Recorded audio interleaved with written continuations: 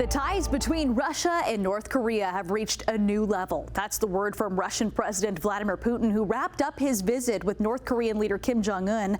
The two signed a new strategic partnership deal, and according to Putin, the treaty includes a mutual defense provision in case either country is attacked.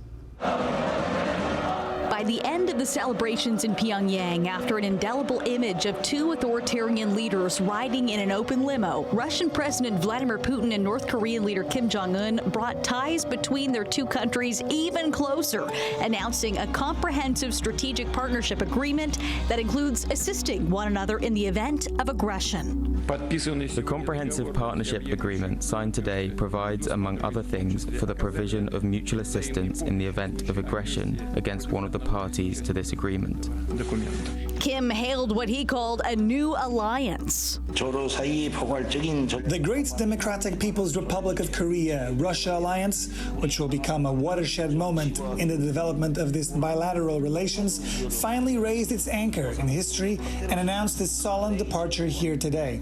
It's unclear if today's agreement is as strong as a 1961 treaty between the USSR and North Korea, which called for automatic mutual defense if one of the countries were attacked.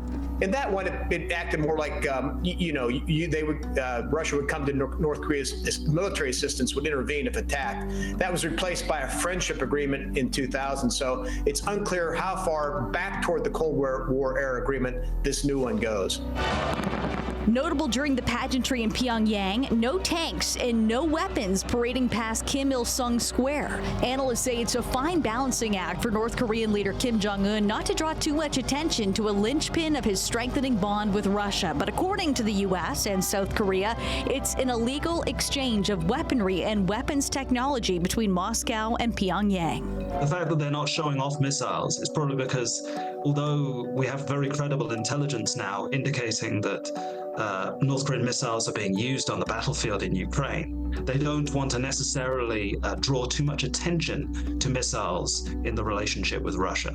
In front of the cameras, Kim pledged his full support for Russia's invasion of Ukraine. U.S. officials say North Korea has sent Russia more than 10,000 shipping containers since September containing deliveries of munitions or munition-related material. Russian forces have also launched at least 10 North Korean-made missiles on Ukraine since September, a U.S. official said back in March.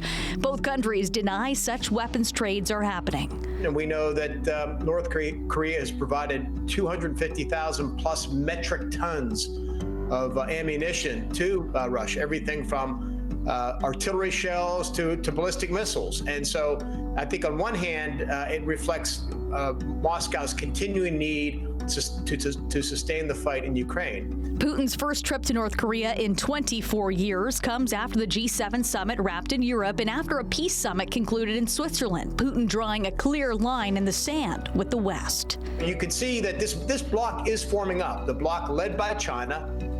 Russia comes in number 2, and then there's Iran and North Korea, and then Venezuela and Mali and others.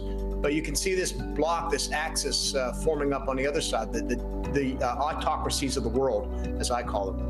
And with that, Putin bids farewell to North Korea and continues his communist tour, flying to Vietnam to visit an old ally in a sign that Putin still holds political clout in the East.